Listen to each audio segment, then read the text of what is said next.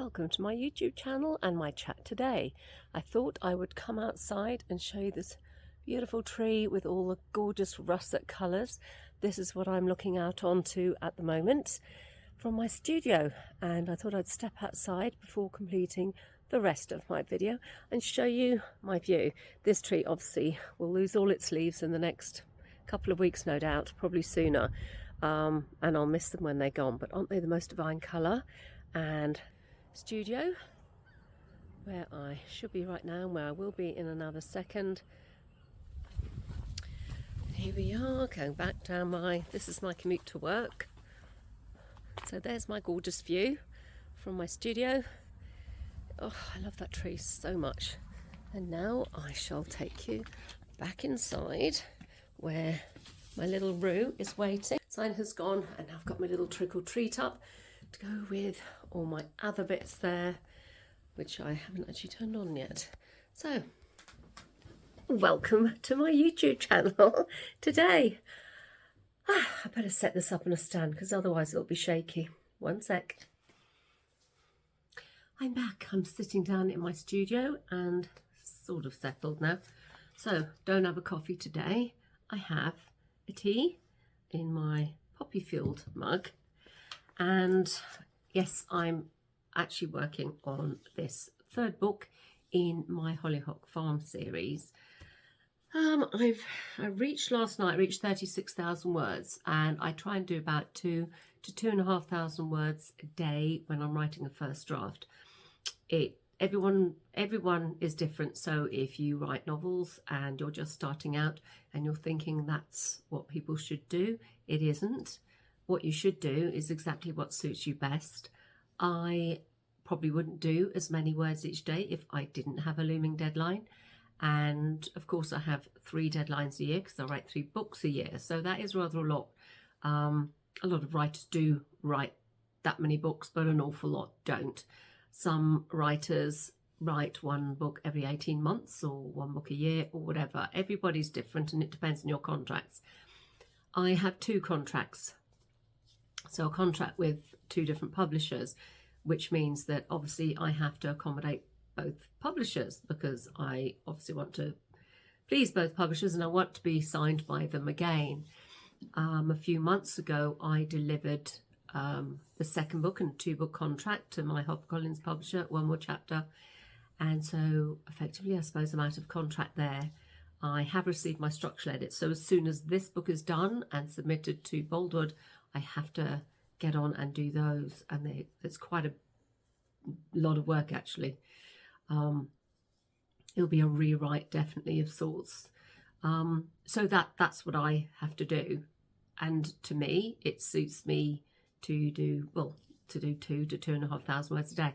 That can be a struggle. So yesterday, for example, I spent hours in here. So I'll do admin. I will do posts on my various social media channels. So I've got my YouTube channel. Welcome back if you've been here before, and thank you if this is your first time here.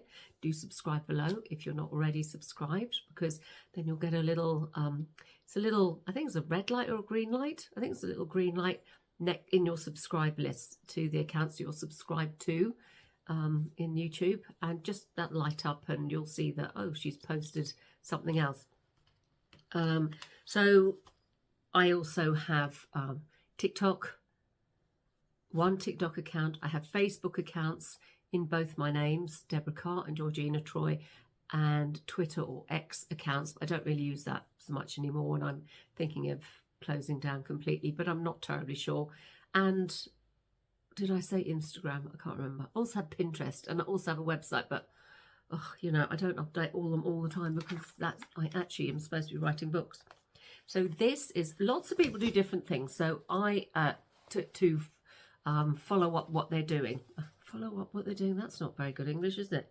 To keep track of what they're doing when they're writing a book. So when I was away at the RNA conference, my writer friend Glynis Peters, she writes brilliant historical fiction. She also writes as Amber Raven. She bought one of these books, an author journal, and I had a look at it online, but oh, that looks really nice. So it has lots of different things in it. For example, there's the contents. I don't know if you can see some of them. My go-to authors. I don't know what else it said to me. Books to read to help with craft. Then it's different what to do. So it's lots of like useful websites and things like that you maybe want to follow. Training schedules. It's a brilliant book. And it's also got relaxation things, so you can colour things in. Like if you want a break or something like that. Lots and lots of different things. I haven't started working this yet, but I will do. I might actually keep it start in January.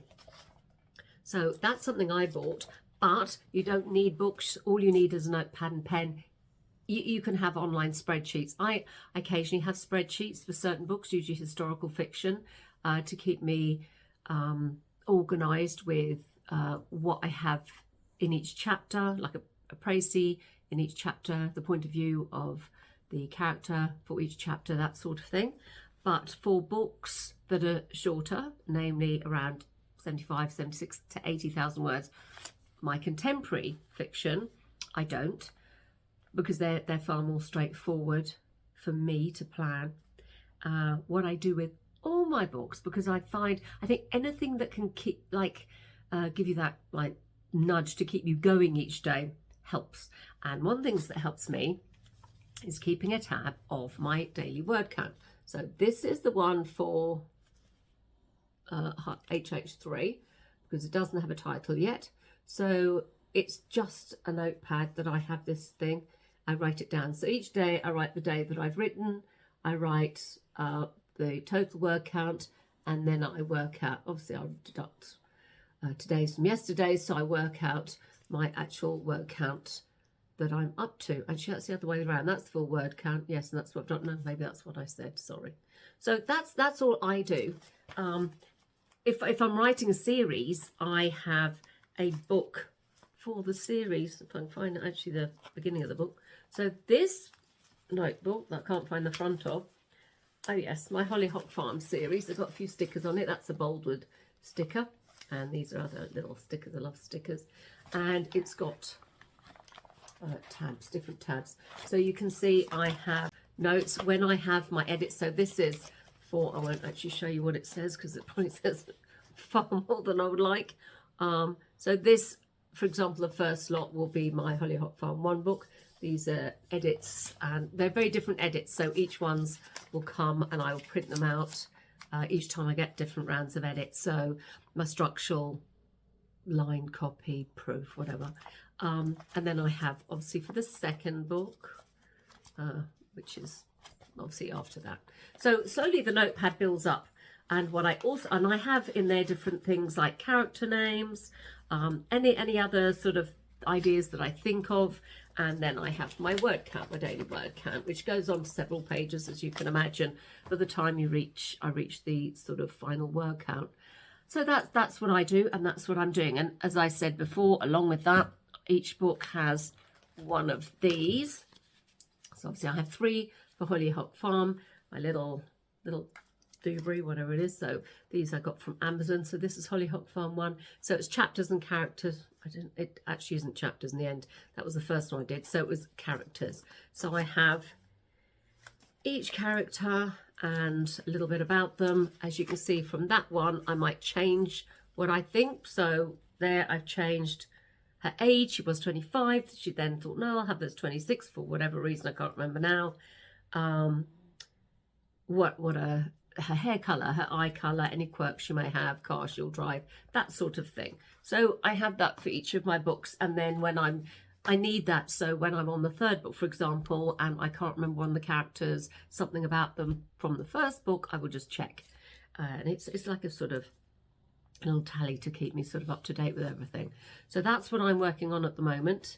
It is now just after lunch. I stopped for some lunch. I don't often do that, but I did stop for some lunch, and I still have to walk the dogs. But my incentive now is I've spoken to you, which is fun. You know, I love doing things like that. This is great. I love doing this sort of thing. I don't love getting back to my writing today, for example, because I'm not sure what I'm going to write. I sort of know vaguely what I'm going to write next, but I know that in my head I don't have 2,000 to 2,500 words of what I might write next. I mean, one of the things about writing a book is so many people have said to me, oh, I've got a brilliant idea for a book. A couple of people have actually suggested to me, I've got a brilliant idea for the book. I'll give you the idea and you write the book. And we can like sort of split whatever proceeds.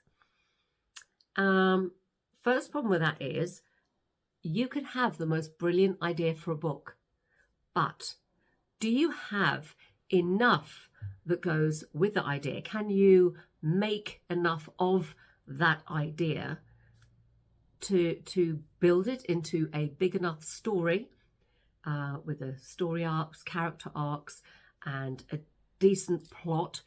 Will it have enough to make a book that will last, you know, can fill 75,000 to 80,000 words, or an historical 100,000 words?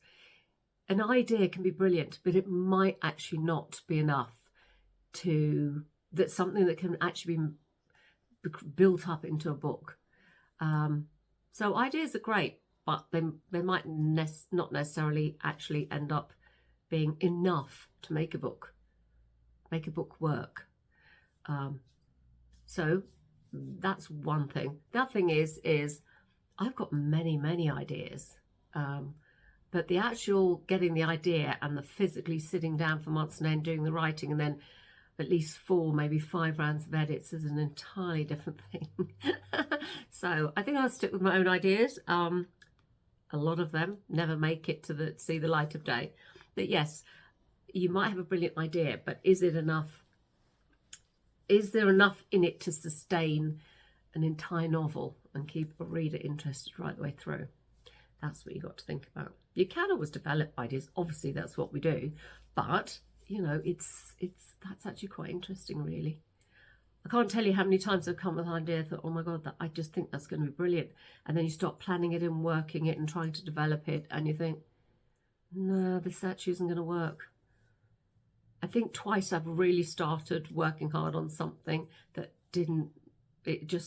one, I still can't quite give up on, but I'm not sure how I could ever make it work. I don't want to give up on it, and I won't give up on it, but I will for the time being because I just can't make it work. So I'm just going to leave that one. Anyway, I better get back to this one. Otherwise, I won't have a book to submit to my editor, and that's not good. So thank you for joining me. Hope you're having a lovely day and a lovely week, and I'll chat to you later in the week, actually, because on Friday I'll be talking to lovely Laura Carter, another Boldwood author, and she writes rom-coms, gorgeous books, and I'll be chatting to her and asking her lots of questions, especially about her most recent book that only came out a few weeks ago. So hopefully you will join me for that. If you liked my chat today, please give me a thumbs up. Please do ask any questions you like, and if you have any questions you would like me to ask Laura Carter, do let me know. Contact details and all that below. Thank you for joining me and have a lovely day.